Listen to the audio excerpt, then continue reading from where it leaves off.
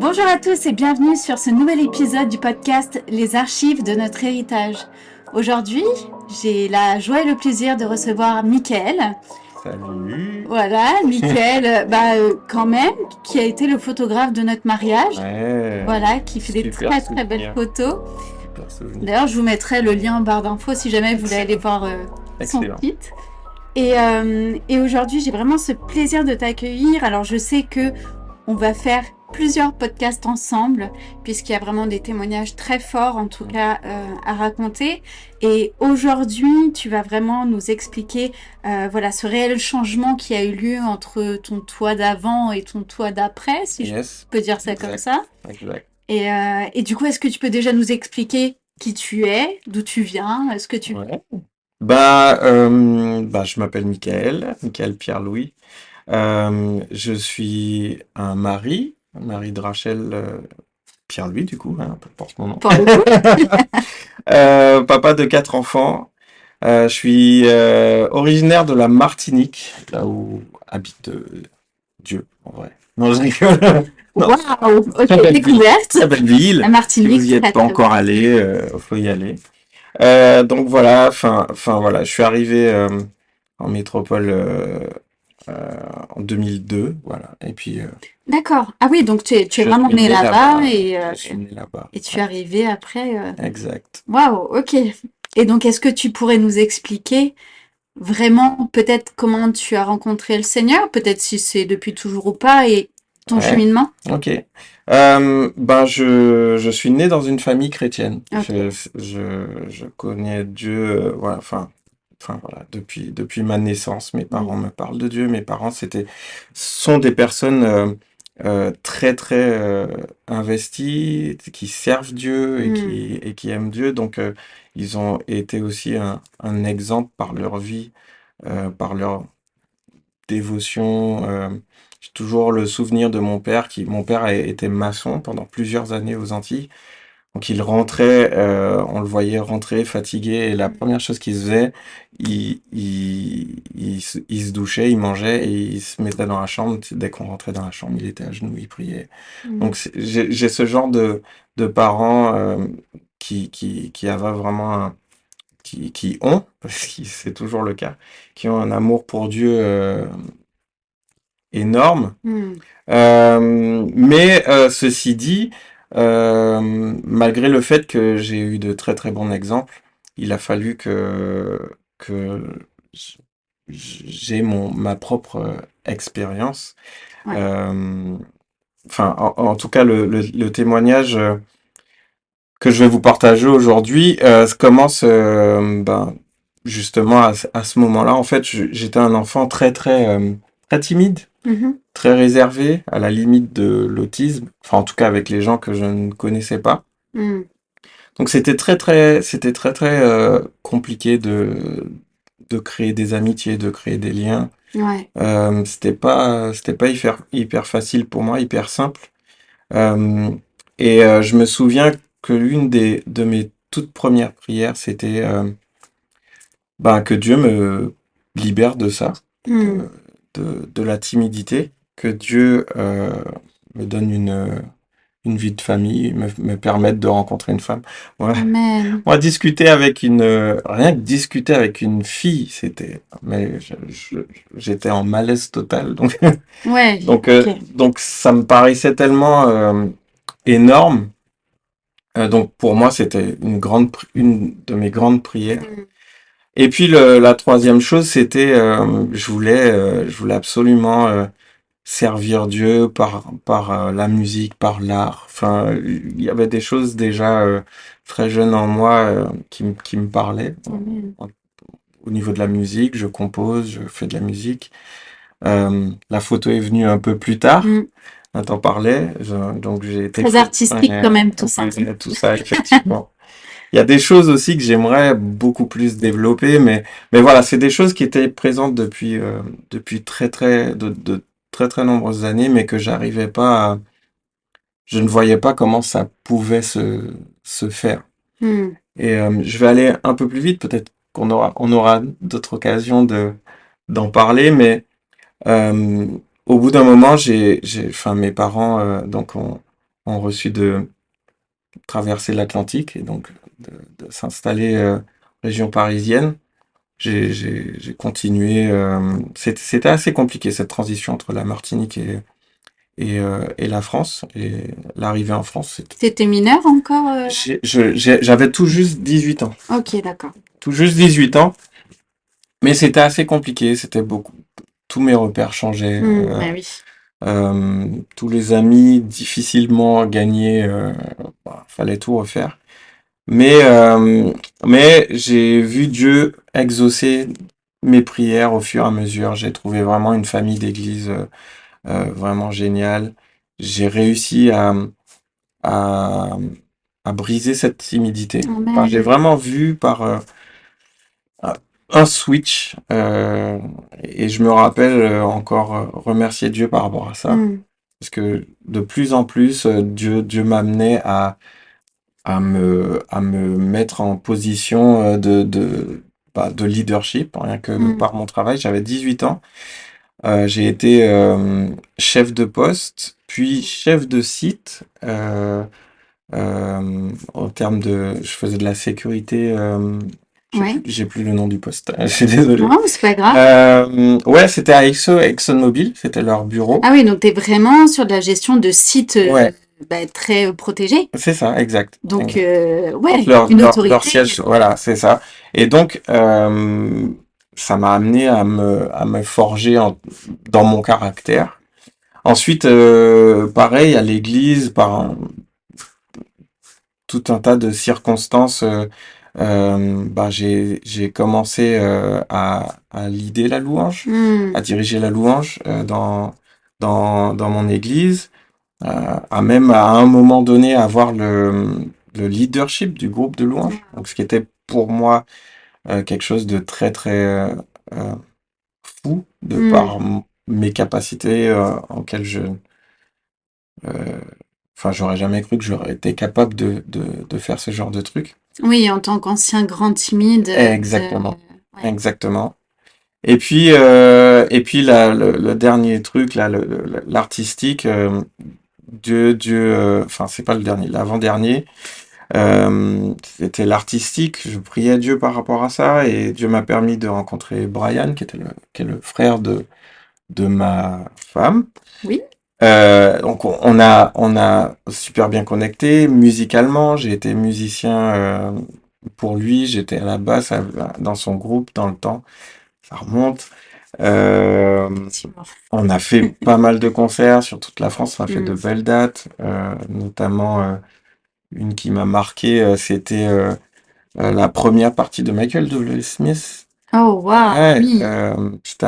c'était vraiment un super moment. Mm. Et puis en plus, c'était le lendemain de mon mariage. Donc, le lendemain de mon mariage, Mais quoi? je Genre, vais allez, ouais, faut que j'y aille. tout de suite, ouais. Et Waouh. donc la troisième et dernière grande prière que j'avais fait à Dieu, c'était le mariage. J'ai Mm. rencontré, euh, j'ai rencontré Rachel dans tout ça et on s'est mariés. Et en fait, j'avais l'impression à ce moment-là de ma vie, bah, que c'était ça la vie chrétienne, que voilà, tu pries, Dieu t'exauce, la vie est cool, tout va bien. Mm. Euh, un an après notre mariage, on a eu notre première fille, Mhm. Hailey. Euh, donc moi, toutes ces années-là, j'étais vraiment sur un nuage. La Euh, route du bonheur. exact. Tout se Mais suit. franchement, on aurait fait ce podcast c'est pendant ces années-là, je t'aurais dit. Bah, tout roule et puis voilà, point barre. Merci Seigneur. Merci Seigneur. Voilà. Belle vie. Sauf que, euh, sauf que bon, se sont corsés, on va dire. Mhm. J'ai eu droit à une épreuve, une des plus terribles de ma vie, qui a duré 3 ans facilement. Ouais.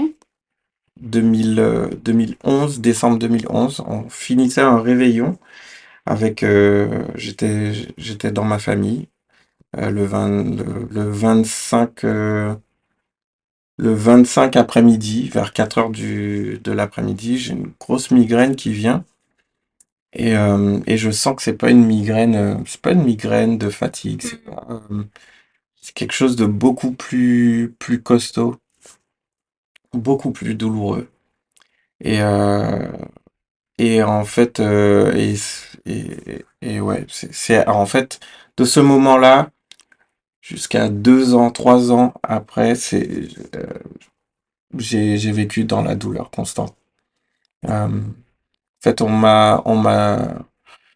alors au début, pour aller dire les choses chronologiquement, la première année, euh, donc j'avais des douleurs chroniques Mhm. tous les jours, j'avais une crise. Euh, C'était quoi comme douleur?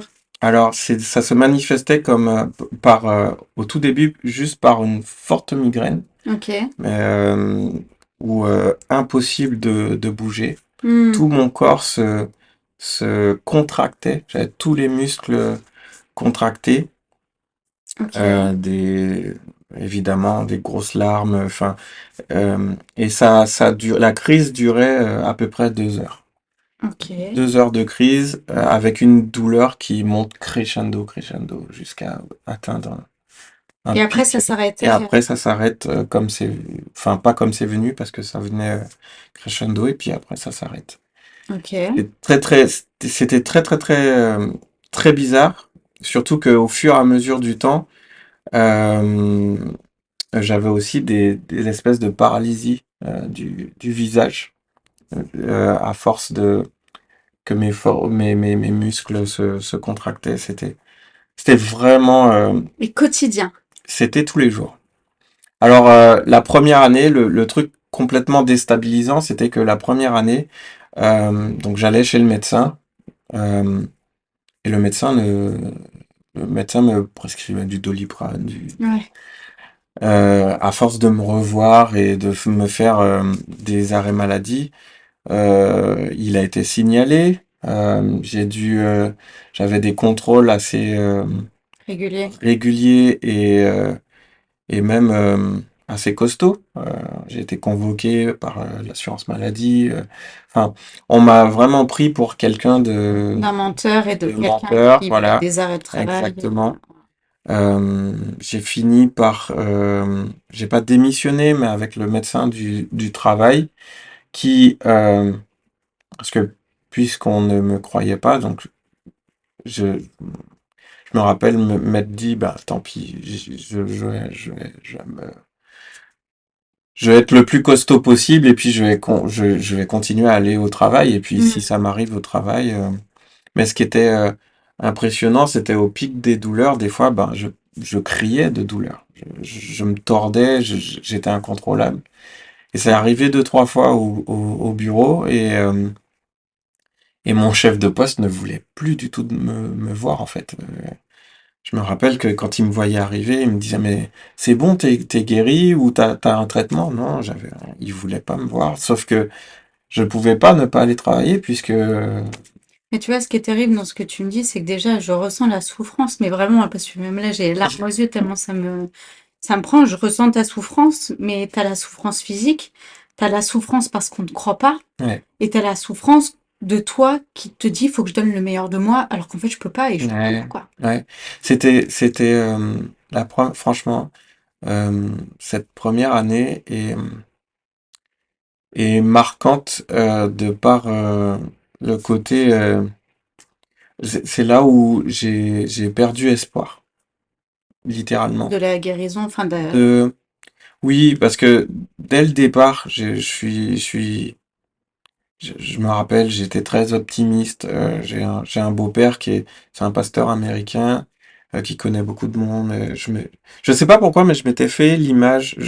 J'étais sûr que quelqu'un allait venir et m'imposer les mains et je serais guéri. hmm. Et je sais pas pourquoi, mais j'avais cette conviction-là que ça allait arriver. Et je savais qu'il connaissait du monde et il activait dès qu'il y avait des connaissances à lui, des pasteurs sur Paris qui passaient par là, des gens, des amis Qui venait prier pour qui toi? venaient, qui venaient. spécialement prié pour moi. Hmm. Et, j'en profite parce que euh, beaucoup d'admiration pour mon beau-père. C'est un homme de foi et un pasteur, un homme de foi et, et, et c'est quelqu'un qui m'a cru déjà. Hmm. Parce que dans cette première année, c'était une des choses les plus difficiles de voir à quel point on est des êtres humains et je juge personne, mais on avait des gens de l'église, des gens, des amis, d'entourage qui, bah, petit à petit, S'éloigner. qui s'éloignent parce que bah, quand on t'appelle pour sortir, ben t'es plus disponible, enfin, t'es toujours malade, Hmm. enfin, et puis donc ça a créé un espèce d'éloignement. Et puis, moi, j'ai jamais, même au plus fort de la maladie, j'ai continué à servir. Donc, j'allais à l'église. Hmm. Des fois, je tenais pas debout, ben, mais j'étais là. Des fois, je chantais, Ah, je chantais les larmes aux yeux et tout le monde pensait que c'était le Saint-Esprit sur moi, mais en fait, c'était juste la la douleur. souffrance. Ouais. Parce qu'en vrai, c'est surtout la deuxième année. La deuxième année, je servais, mais je servais parce qu'il y avait personne. Si je ne le faisais pas, personne ne le ferait. Et juste une question peut-être que les autres se posent aussi, mais est-ce que tu as vu des médecins? Est-ce qu'on t'a fait passer Oui, des IRM, des scanners, oui. des... Heureusement, et ce qui est important pour moi, c'est que je suis pas superstitieux ou contre la médecine. Donc Hmm. j'ai fait tout ce qui pouvait être fait Ouais, bien sûr. pour me soigner. Donc déjà, enfin ouais, cette première année est allée assez terrible, mais au bout d'un an, euh, on m'a conseillé, parce en fait, mon père avait à peu près les mêmes symptômes, mais pas aussi réguliers. Ok. Mon père avait euh, des symptômes assez similaires, mais c'était sur Courte durée. de courte durée. En tout cas, de ce que je me rappelle, mon père, c'est quelqu'un qui montre pas Hmm. beaucoup. Donc, si je me trompe, hein, papa. Mais en tout cas, mon, mon- mon cas était assez particulier. Donc, mon père m'a conseillé d'aller à la Riboisière, l'hôpital euh, à Paris, en Paris 10e. Ouais. Ce que j'ai fait, et c'est à partir de là que j'ai été pris au sérieux. Ok. Donc à partir de là, ils ont posé un diagnostic qui était celui de mon père. Donc on m'a tout de suite filé la même pathologie que mon père, qui est l'algie vasculaire de la face. Ok. Au fur et à mesure, ils ont bien conclu que c'était pas ça parce que moi c'était tout le temps. Ouais, ça s'arrêtait Depuis pas, quoi. ça s'arrêtait pas, j'avais des crises tous les jours Et ça pouvait arriver la non-stop. nuit aussi ou... Ça arrivait à n'importe quel moment. Ok. À n'importe quel moment, ça durait 2 heures, sachant que comme sur toute la durée de la crise, j'étais complètement contracté, Tétanisé? Ouais. tétanisé. Le reste de la journée, je pouvais rien faire, j'étais Ouais, bah juste oui. KO et fatigué. Wow. Donc Dieu merci, au bout d'un an, ils ont posé un diagnostic. Euh, Dans tout ça, euh, ben il y avait ma vie de famille, Rachel, puis on avait un petit bout, Ellie qui avait à peu près 1 an, Hmm. 1 ou 2 ans. Et, euh, et en fait, ça s'est compliqué parce que du coup, les traitements que je prenais avaient de sérieux effets indésirables. Hmm. Donc la perte de connaissance, Wow. ouais, enfin surtout ça, perte de connaissance, enfin des sauts d'humeur, des bouffées de chaleur, enfin des trucs Et vraiment. ça fonctionnait quand même? Oui, ça fonctionnait, sauf que je me rappelle que j'avais décidé à un moment d'arrêter de les prendre D'une parce à cause des C'est effets secondaires. des effets secondaires. Ben, je me rappelle avoir pris ma fille, j'allais faire des courses et je me réveille et je suis par terre avec elle assise à côté en train de pleurer. Et je me rappelle même pas de ce qui s'est passé. Et en fait, c'est à partir de là où c'est vraiment devenu très très compliqué parce que Ouais, je la voulais, mettre en danger et ouais, même je toi, voulais parce que plus la non mettre en plus. danger, donc je faisais un max. Ma femme continuait ses études à ce moment-là, donc c'était vraiment devenu Non, compliqué. Donc j'imagine. la petite, on la mettait chez les grands-parents, soit chez mes parents, soit chez ses parents à elle, mais et à partir de ce moment-là, j'ai commencé à m'enfermer sur moi-même, à creuser un fossé. En fait, pendant les crises, il fallait parce que je supportais plus La la lumière. lumière, donc je me mettais dans le noir et c'était, donc je supportais pas le bruit, donc je demandais à Rachel quand les crises venaient, de quitter la maison avec la petite Oh, et, euh, et je me suis vraiment renfermé sur moi-même, à délaisser un peu ma femme, ma fille, et tout ce qui m'importait, c'était gérer, euh, cette crise qui arrive. gérer la crise. Jour après jour, quand je me levais, c'était bon. Elle est pas encore là, mais comment je vais faire? Comment je vais Ah la ouais, tu gérer? vivais tout autour d'elle, quoi. C'était C'était exactement catastrophique. ça. C'était totalement, toutes mes pensées allaient dans la gestion Hmm. de ces crises et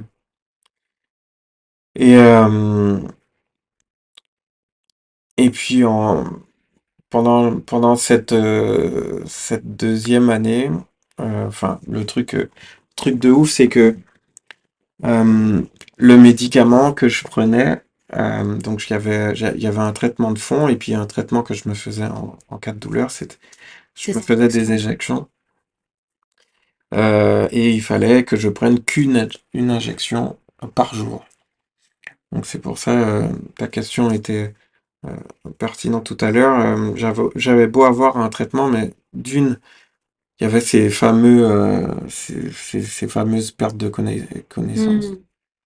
Mais il y avait aussi le fait que j'avais un des médicaments qui atténuait la douleur. Donc il y avait certes une atténuation de la douleur, mais quand la douleur, quand l'effet du médicament s'arrêtait, c'était comme si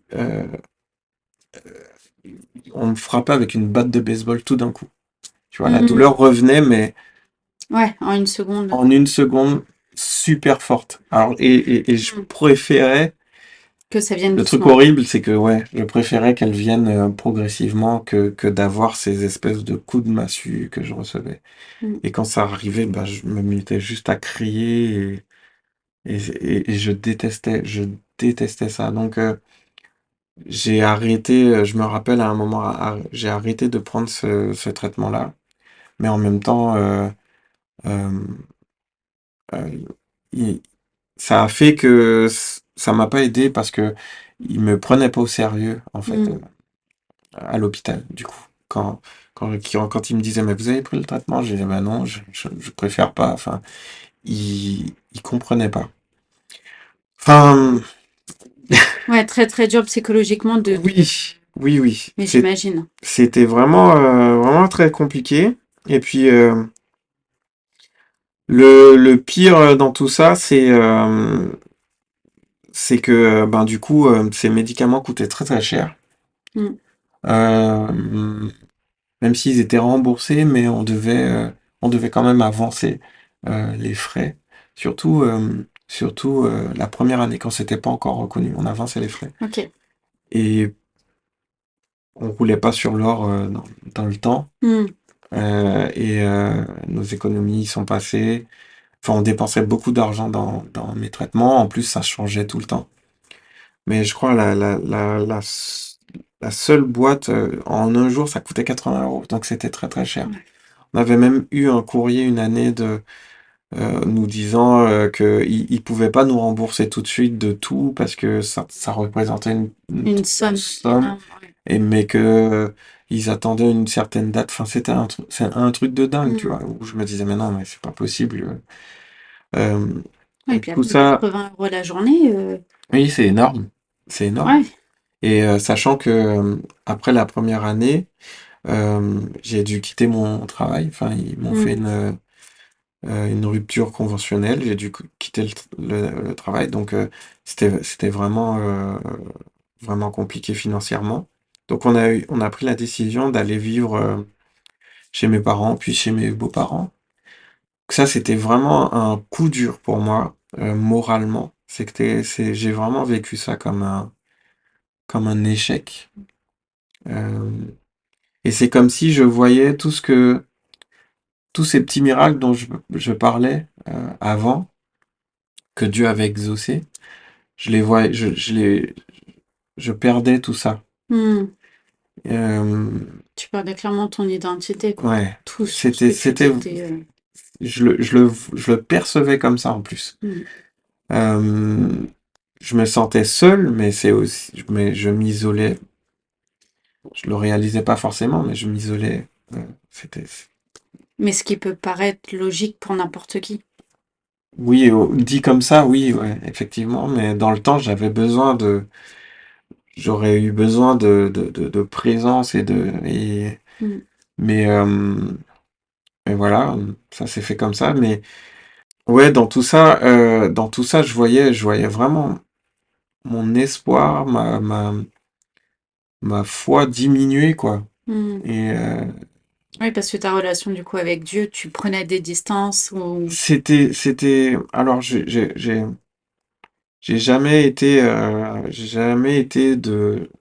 quelqu'un qui s'en prend à Dieu, bien que je peux comprendre les gens Mm. qui, qui parlent comme ça, mais j'ai jamais pu me positionner comme ça et me mettre en colère contre Dieu. Non, c'était surtout de l'incompréhension, mais de dire, Seigneur, j'ai toujours aimé, j'ai toujours servi, et machin, et pourquoi? Il y a le pourquoi, évidemment, Mm. qui était omniprésent.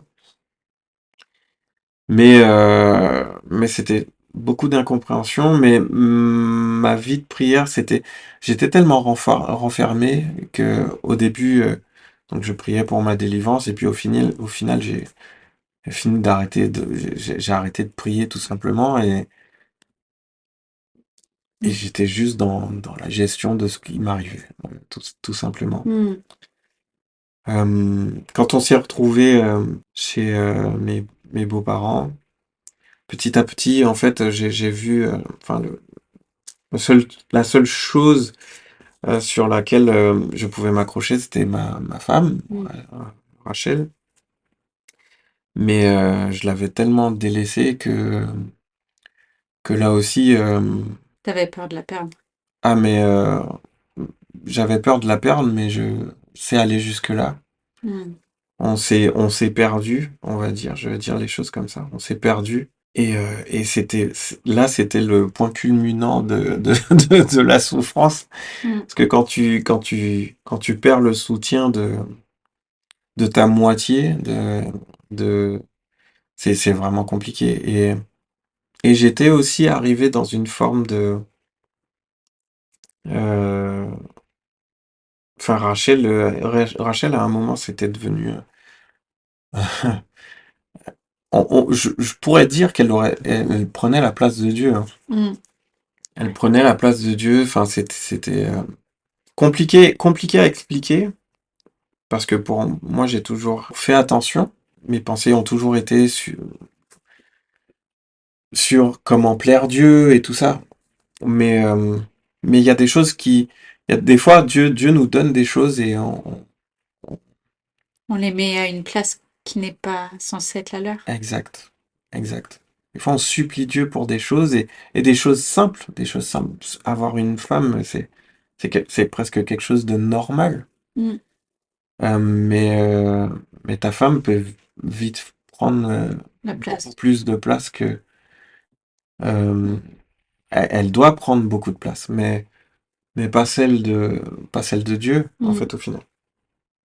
En fait, ouais, en fait, je suis arrivé au point d'avoir tout perdu, c'est arrivé au point où elle me dit, je t'aime plus, Ah. tu vois. Et, euh, et C'est terrible. Ça ouais, me... ouais, ouais, sur le coup, c'est terrible. Sur le coup, c'est Mais je terrible. comprends tellement. Je comprends tellement quand tu arrives à t'en éloigner, toi qui te renfermes parce que tu souffres et que tu Ouais, veux peut-être pas voir les autres souffrir, donc tu te renfermes pour essayer de les protéger, alors qu'en fait, c'est peut-être tout le contraire de ce qui se passe, mais c'est des formes de protection et c'est des réactions qui sont totalement ouais, humaines. Et c'est, ouais, c'est dur, c'est dur. ouais.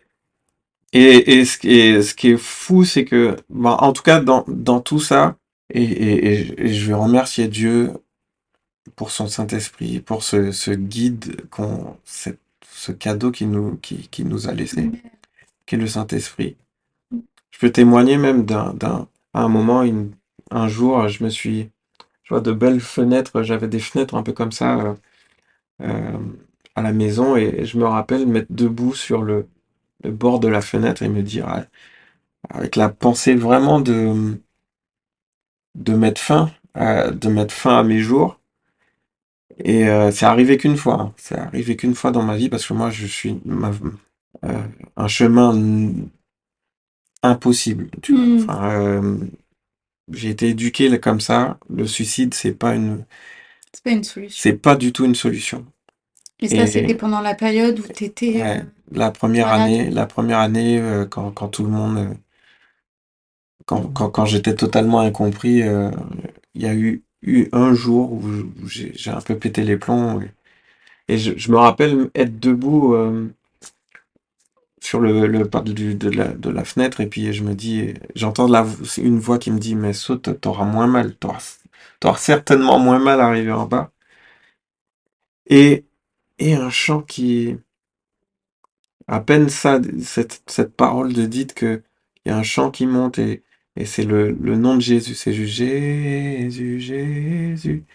Et ça m'a apaisé. Hmm. Et je suis rentré, et je me suis recouché. Et à chaque fois, à chaque moment, euh, c'est comme si à ma dernière goutte d'espoir, il y avait quelque chose qui me rattrapait. Hmm.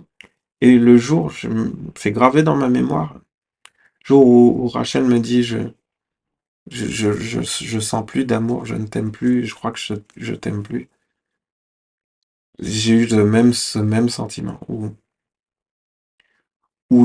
j'entendais dis le nom de Jésus. Donc en Hmm. moi-même, je disais le nom de Jésus. Donc, et l'espoir est comme revenu à ce Hmm. moment-là. Au moment où je commençais à perdre, à perdre ma femme. Le truc de fou, c'est que du coup, on se, on se sépare. Là, je rentre pas, il y a tout plein de détails. Mais on se sépare, je finis par rentrer chez mes parents, elle reste chez ses parents. De toute façon, on n'avait plus d'appart à ce moment-là. Hmm. Et un soir, dans mon lit, je faisais que pleurer, hein. Franchement, je crois que ça a duré que 2 jours. Quand je suis parti chez mes parents, Hmm. on s'est séparés 2 jours. Je rentre chez mes parents et je me rappelle le dimanche soir, j'ai un coup de fil de son père qui me dit, Michael, il faut absolument que je te voie, il faut que tu viennes, faut que tu, faut que tu viennes me voir demain. Ok. Hmm. Et le truc de fou, c'est que dans cette nuit-là, bon, c'était au petit matin. Au petit matin, donc je sentais cette douleur arriver, comme d'habitude. Et je commençais à me préparer et je suis transporté.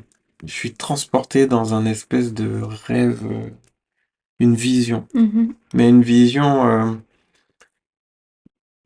je sais pas, les spécialistes de la vision ont dit, oh, ben, mais moi, c'était vraiment, j'avais l'impression de vivre Plus vrai que un truc nature, quoi. plus vrai que nature, vivre un rêve, une espèce de transporter Mm. ailleurs.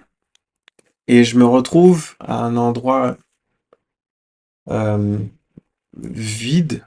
Et il y a je vois vraiment trois êtres Mm. euh, euh, qui sont là et qui discutent, qui débattent. C'est un débat houleux, tu vois. Il Mm. y a une discussion forte qui se fait. Et je me rappelle juste que. Et c'est plein. En fait, je vois plein de scènes. Et là, cette scène-là se finit et j'entends, il y en a un qui dit à l'autre, il n'y a pas d'autre solution, il faut que tu y ailles. On a renversé, c'est comme si il expliquait un plan, on a Mm. tout renversé dans tous les sens. La seule solution, c'est que tu y ailles. Et, et, et bah, mais je suis projeté ailleurs. Et, et je me retrouve face à- je reconnais clairement là, c'est à peine la scène en visu, je la reconnais direct. Mm. Je suis dans un truc délabré. Il y a une femme qui est en train de donner vie. Je reconnais la scène directe. Je me dis, un truc de fou. Mm. Je suis en train de vivre la naissance de Jésus. Oh. Et du coup, je comprends la scène d'avant, Oh. qui est en fait le Père, le Fils et le Saint-Esprit qui, qui, qui discutaient et qui disent à Jésus, il faut que tu y ailles. Et je vois la scène de, de, de, de la naissance de Jésus, je vois d'autres moments de vie, je vois des moments de vie très, très simples. Jésus, enfant, qui apprend à marcher, qui tombe, qui se, qui se fait mal aux genoux, des choses très, très humaines, très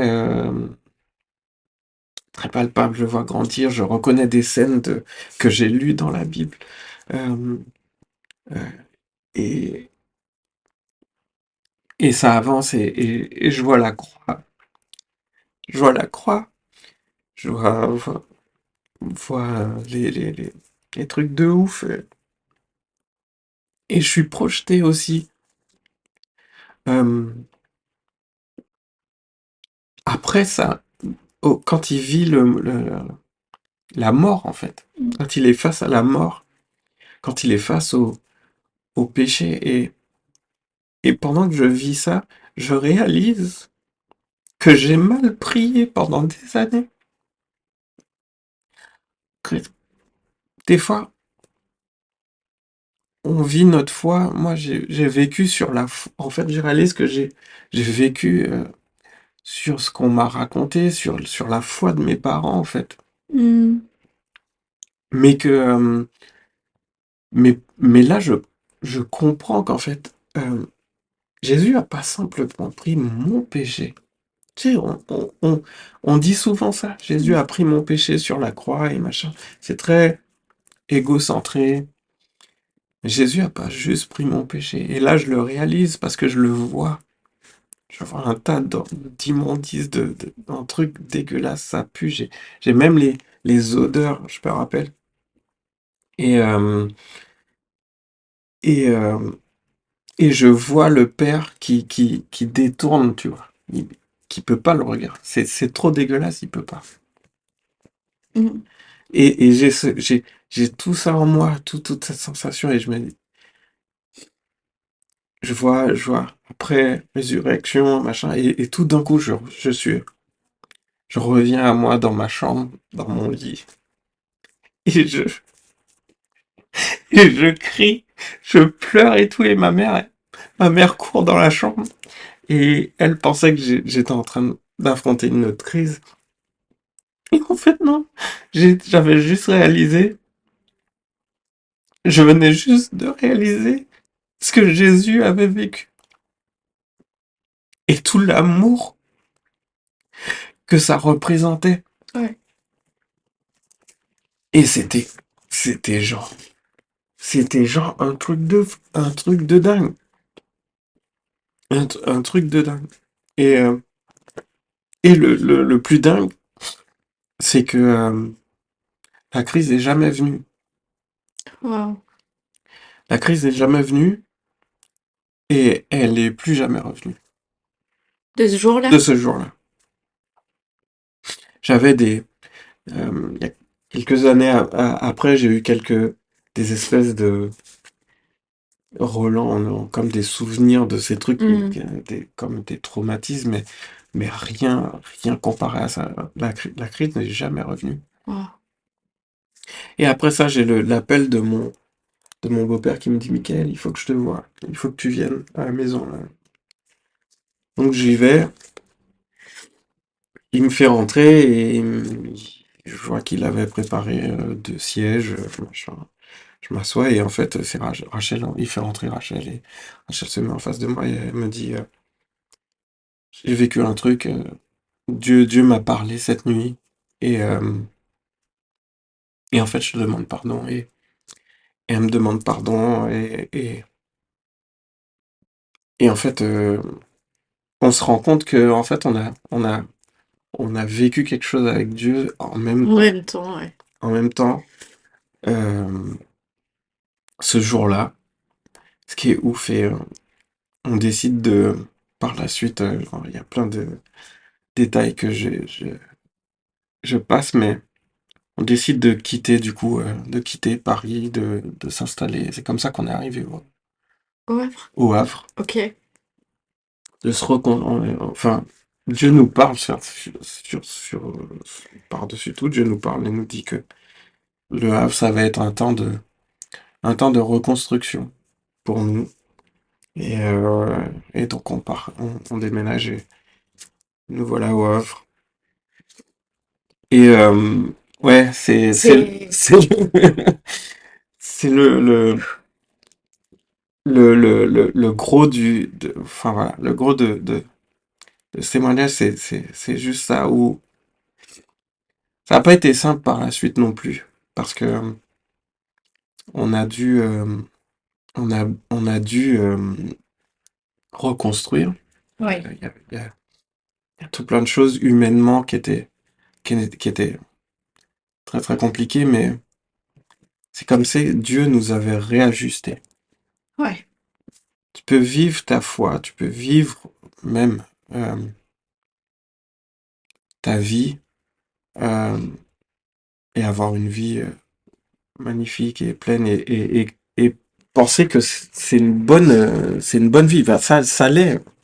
Je dis pas le contraire, c'est une bonne vie. Mais j'ai réalisé une chose en tout cas, et tout au long de ces dernières années, et avec Rachel, avec ma famille, avec tout ce qu'on on a pu traverser. D'une dernière chose que j'ai vécue avec Dieu, enfin, je faisais une prière assez simple parce que je suis quelqu'un de physiquement assez fragile. J'ai longtemps souffert d'asthme dès qu'il y avait un petit rhume qui passait, machin. Enfin, Hmm. euh, je prie à Dieu dernièrement et Dieu m'envoie à lire un passage dans Job. Je lis tout le chapitre et puis il attire mon attention sur la fin de l'histoire. Dans la fin de l'histoire, en fait, donc Dieu se révèle à Job.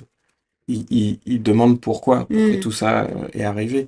Et c'est même pas un pourquoi. Tu sens que Job, c'est quand même dans la Bible un gars qui a vécu des choses complètement injustes Ouais. et et qui a gardé sa foi, qui n'a Hmm. jamais, malgré le fait que sa femme même lui dise, Quitte ton Dieu.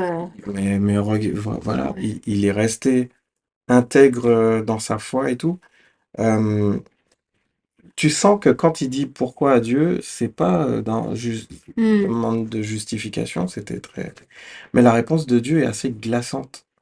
Euh, Moi, quand je l'ai lu, euh, d'un d'un coup, je ressentais comme cette sensation que j'ai sentie dans le rêve, dans toute la force de l'amour de Hmm. Jésus, mais en même temps,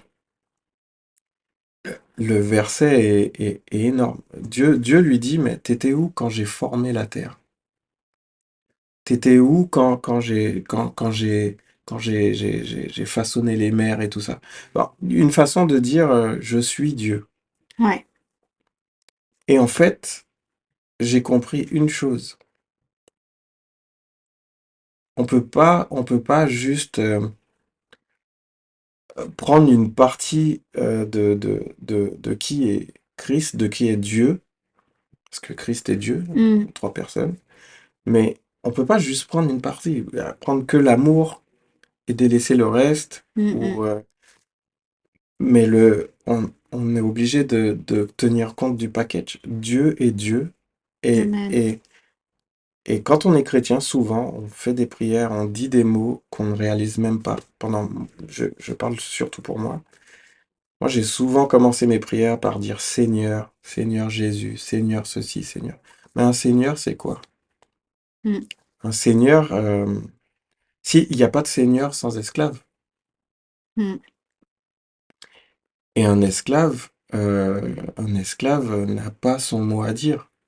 Tu mm, vois ce que je veux dire? Il y a une dualité dans tout ça, effectivement, parce que Dieu est amour et, et, et on peut pas le nier. mm, Mais il y a une partie de la seigneurie de Jésus qu'on qu'on obscurcit ou qu'on limite trop souvent. En tout cas, c'était mon cas. ouais, je vois ce que tu veux dire. Et dans tout ça, euh, donc ma réponse, aujourd'hui, bah, ça va, je suis en bonne santé. J'ai juste,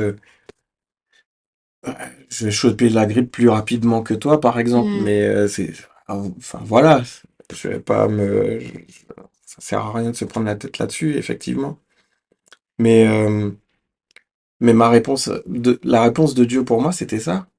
C'était je suis Dieu. mm, Il m'a juste répondu ça, je suis Dieu. Ce qui voudrait dire que oui, Seigneur, oui, je suis Dieu, je suis ton Seigneur. Oui, c'était ça.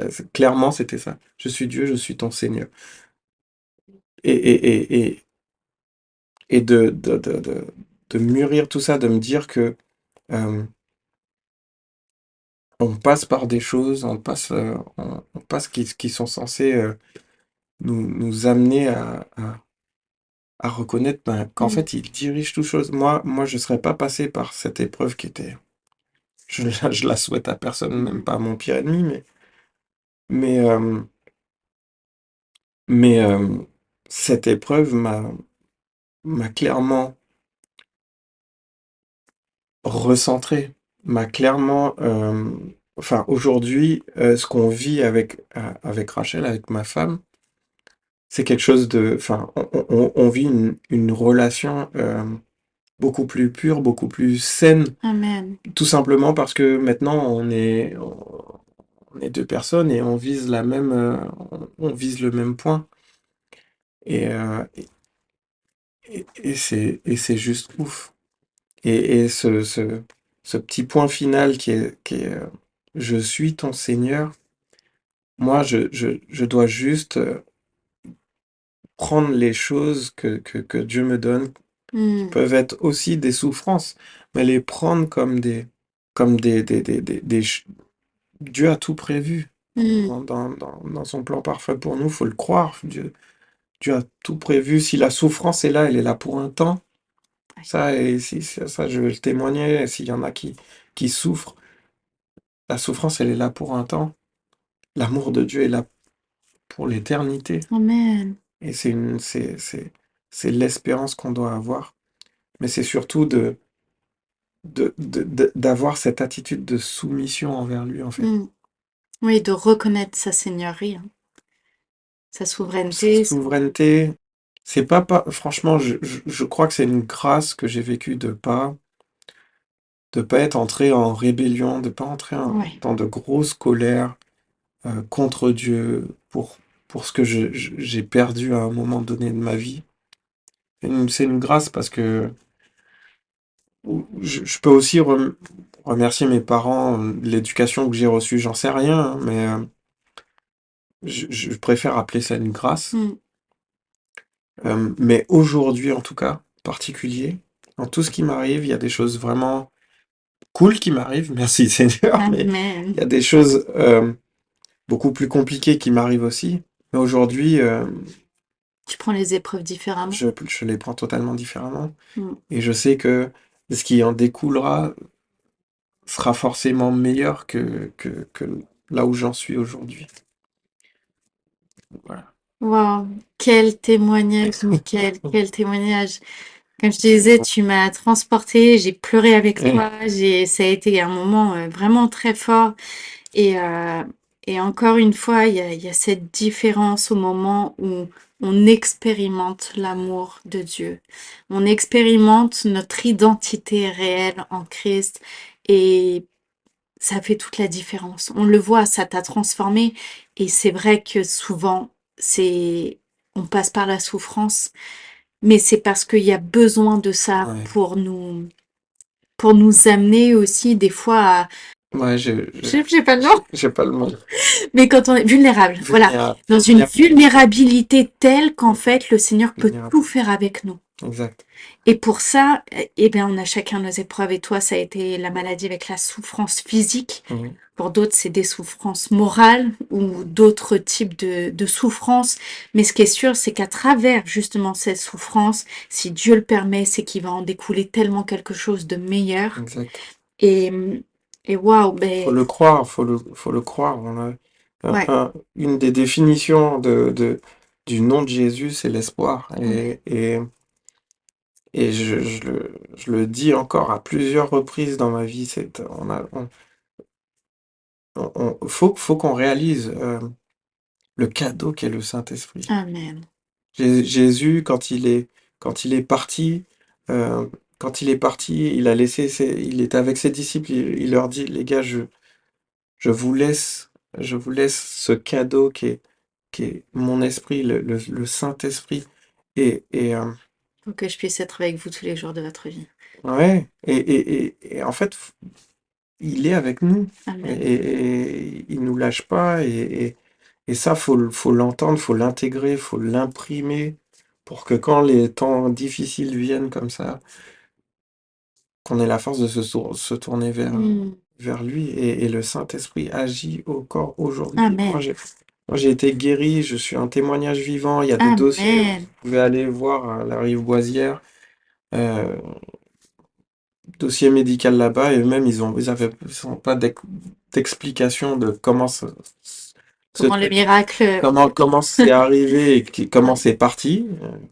Ouais. Bah, en tout cas, c'est parti pour mon plus grand plaisir. Amen. Et, euh, et c'est grâce à Dieu. C'est Mm. grâce à Dieu. Bah écoute, merci beaucoup, Mickaël. Yes. Merci. Je sais qu'on aura l'occasion de te revoir, en tout cas pour d'autres Yes. podcasts.